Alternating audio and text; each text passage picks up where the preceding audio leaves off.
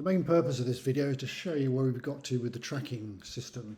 But before I do that, I just want to show you a couple of changes we've made in the client area. First one should make it easier to add apartments and the jobs or items that are linked to them.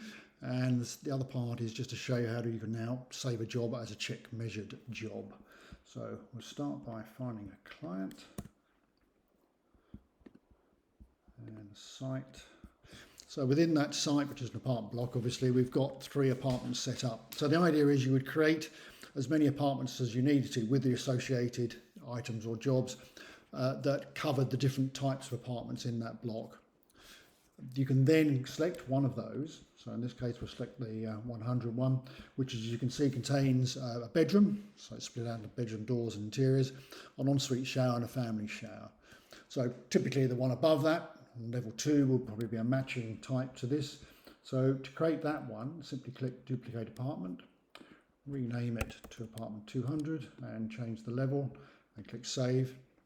And that's added that second apartment with exactly the same jobs or items as the first one. So each of these can now be set to be check measured and processed through the system in the usual way.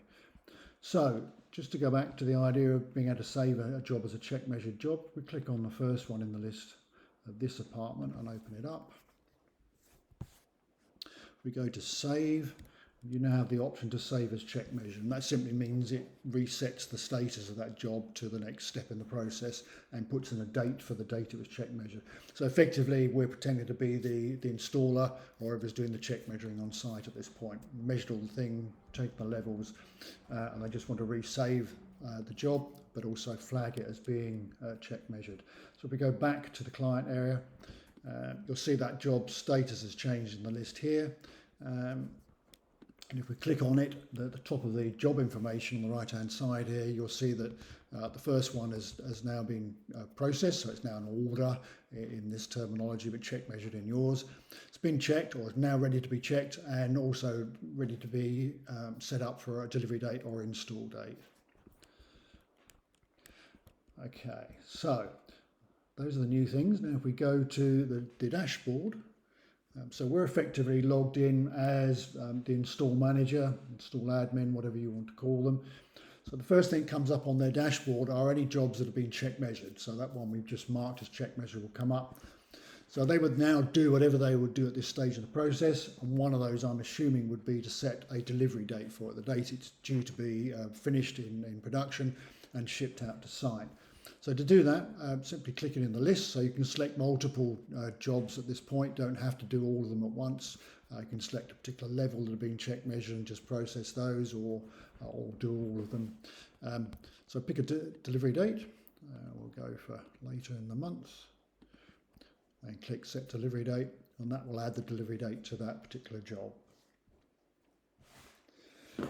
So that now means that in theory, in the next sort of stage of developing this whole thing, this would now appear on the production manager or the production guys' lists as a job to be produced by the given date, by that delivery date.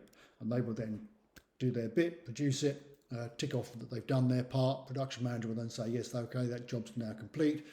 And that will then get ticked as being ready to go. So that would appear on the overview of the job as ready and all produced, ready to be shipped. Okay, now if we go to look at the project overview, which is by clicking on the button at the top here. So select a client. This is assuming obviously that you would be coming into this cold, which is why we're having to reselect the client and the site. So now we see all those same apartments, including the 4 extra ones that we added by duplicating the first one. And in each case, so for the first one on the top, you can see we've got the check measure date in there. We have the delivery date we've just added. And then as the job progresses through the system, additional dates are added in and the status of the job changes as it goes through. So in this particular case, all of these jobs here, these items are yet to be check measured. We've done 2 of the bedroom in apartment 127, which has actually been check measured. It's been delivered to site. They've both been installed, both the internals and the doors. The doors has been completed, so no problems on that. But the bedroom interiors, has not been completed, there's obviously some problem with that, something outstanding on it. And if you double click on it, or click on it in the list rather, it will bring up what the problem is with it.